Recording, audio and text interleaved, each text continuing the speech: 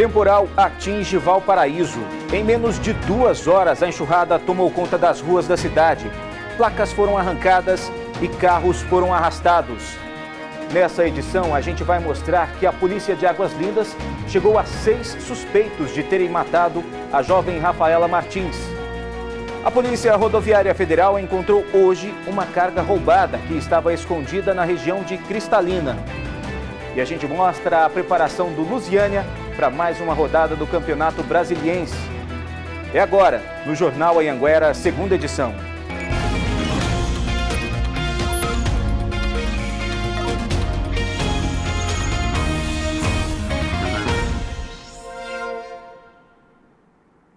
Olá, boa noite. Choveu forte agora à tarde aqui na região do entorno. Pelo nosso WhatsApp, nós recebemos vídeos mostrando a intensidade desse temporal. Em muitas ruas, o asfalto simplesmente desapareceu em meio a tanta água. Essa outra imagem mostra a força da enxurrada. Em várias ruas de Valparaíso foi o que se viu. A água da chuva tomando conta das vias, impedindo que os veículos passassem. Nesse outro vídeo, a água chega a cobrir a roda de um carro. Essa placa de propaganda foi arrancada e atingiu um carro.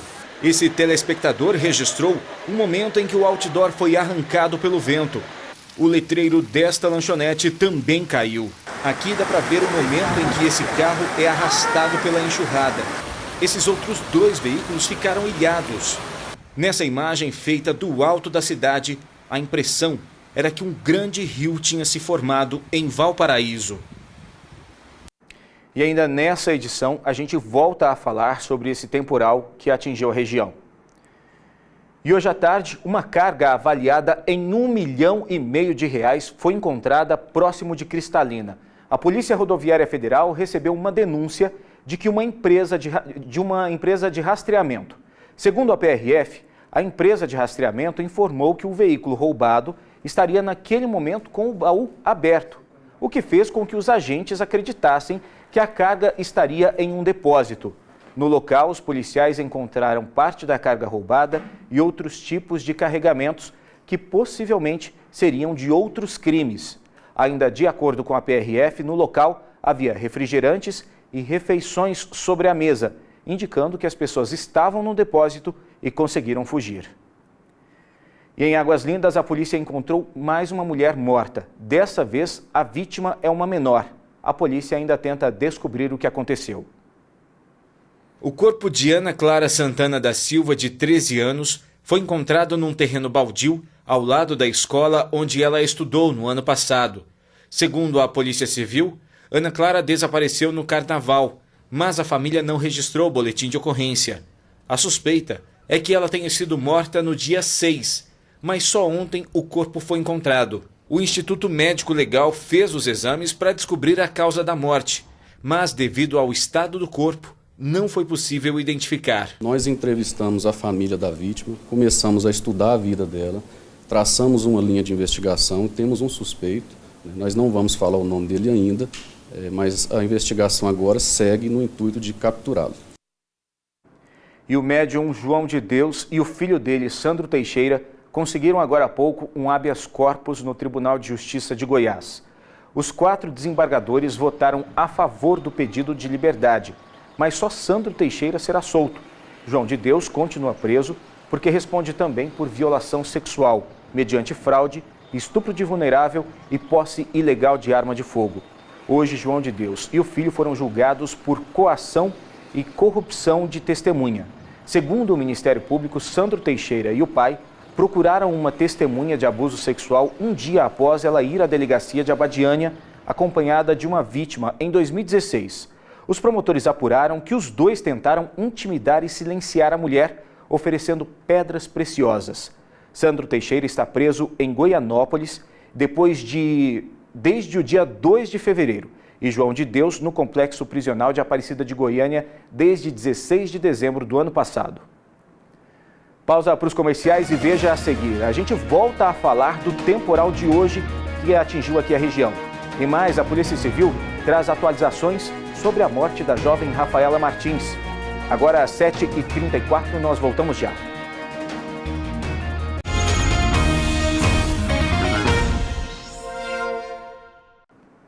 De volta com o J2 e o temporal dessa tarde pegou muita gente de surpresa em Valparaíso. Nossa equipe estava na cidade e acompanhou os transtornos provocados pela chuva. Bem no meio da tarde, o tempo fechou em Valparaíso e a chuva forte, acompanhada de rajadas de vento, pegou muita gente de surpresa. Em poucos minutos, a enxurrada começou a tomar conta das ruas. Placas foram derrubadas com a força do vento. Neste cruzamento era impossível até para os carros enfrentar a força da água. O resultado foi esse aí. Muitos motoristas tiveram que parar e as filas começaram a se formar. Nós estamos na altura do bairro Jardim Oriente, em Valparaíso, e faz mais de 20 minutos que chove forte por aqui. Ali atrás a gente vê algumas pessoas tentando se abrigar no meio dessa chuva, enquanto aqui do outro lado, já no lado da BR-040, os motoristas precisam desviar da água que desce em grande quantidade. No sentido Brasília, a gente percebe a BR completamente parada, o trânsito paralisado. Já quem desce no sentido Lusiânia precisa enfrentar muita água, paciência e atenção. Esse grupo de passageiros teve que se abrigar como pôde no ponto de ônibus. Bem perto dali, poucos motociclistas se arriscavam a seguir pela BR-040. E se nas proximidades da rodovia a situação era caótica, em alguns pontos da cidade, o temporal também deixou um rastro de destruição. Vários moradores dessa rua ficaram ilhados. Neste escritório de contabilidade que fica na etapa A água tomou conta de todas as salas rapidamente. A Marta estava desolada, pensando nos prejuízos. A primeira pessoa que gritou que estava entrando água foi uma cliente nossa que ajudou a gente, inclusive, a levantar os computadores, mas foi muito rápido. A ação da água foi realmente, da natureza, foi muito rápido. Bom, a gente está no meio da rua agora, água batendo, tá para cima do meu joelho. Enquanto a gente está aqui, alguns moradores tentam encontrar uma forma de fazer essa água escoar.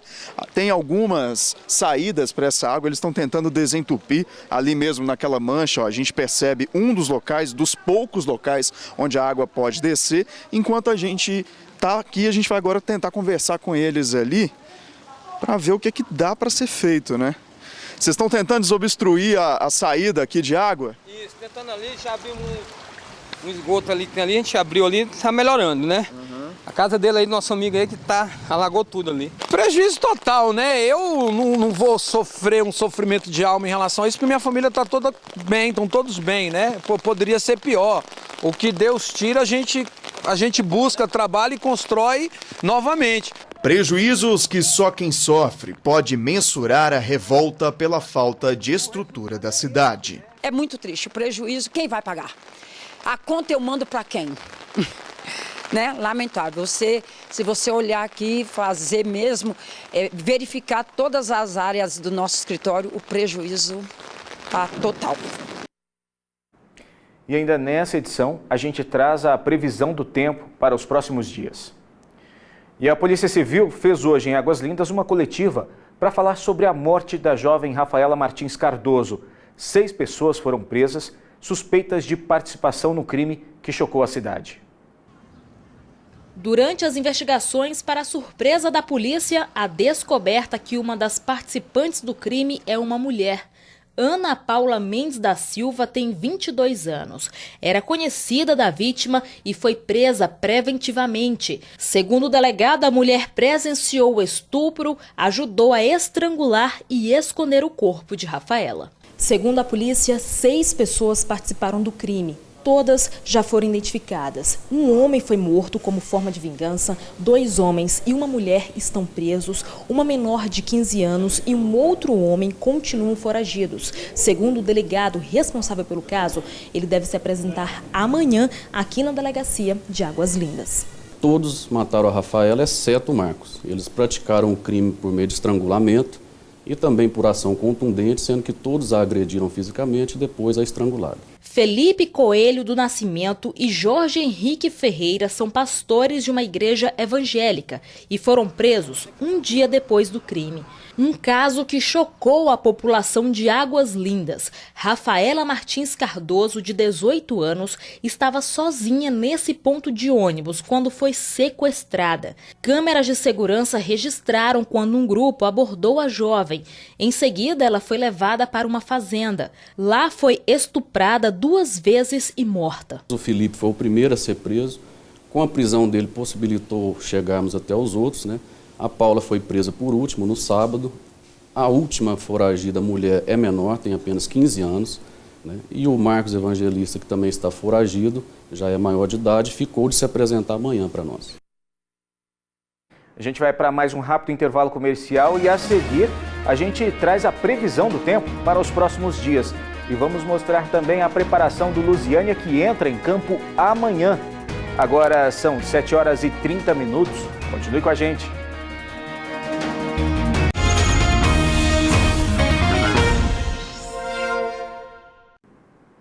E agora a gente volta a falar sobre esse temporal que caiu aqui na região no final da tarde, mas ao vivo com a repórter Nayara Santos.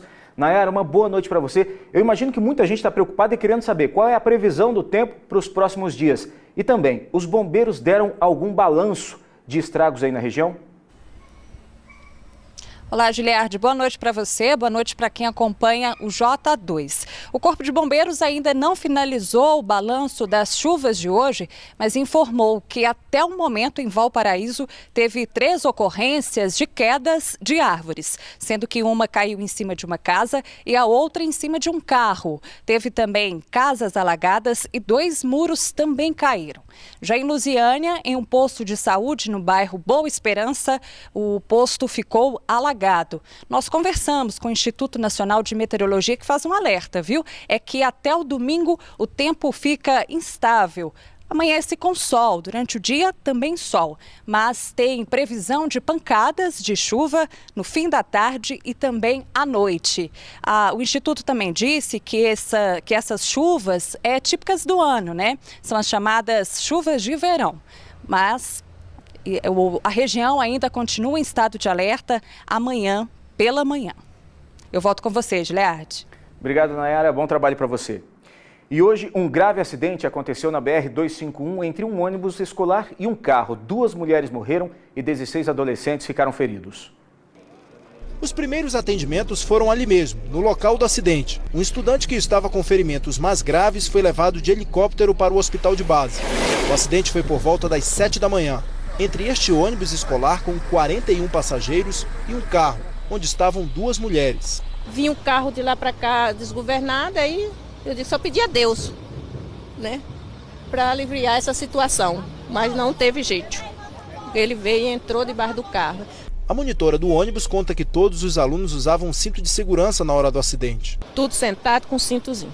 Todo mundo. Segundo o motorista do ônibus, o carro vinha na contramão e em zigue-zague. Neste ponto aqui, bateu de frente com o ônibus. E o impacto foi tão forte que o carro foi arrastado por cerca de 70 metros. Passou da pista contrária e foi para fora do acostamento. O senhor não conseguiu desviar? O senhor tentou ainda desviar? Não, porque aqui, se eu desvio, eu tombava aqui com 41 alunos. A motorista do carro, Carla Machado da Silva, de 40 anos, e a amiga dela, Rosimeire Rodrigues Silva, de 32 anos, morreram na hora. Elas iam de Unai para o trabalho. As 2 eram técnicas de saúde bucal na Papuda. 16 adolescentes do ensino médio do Centro Educacional do PADEF ficaram feridos. Eles foram levados para 4 hospitais do DF, mas nenhum em estado grave. Nós tivemos aí ferimentos variados, de contusões a ferimentos mesmo abertos, feridas abertas, né? Tudo devido ao impacto, e eles foram arremessados dentro do ônibus. Futebol agora, amanhã o Lusiânia tem mais um desafio pela frente. A conversa antes do treino hoje foi tão importante quanto o próprio treinamento.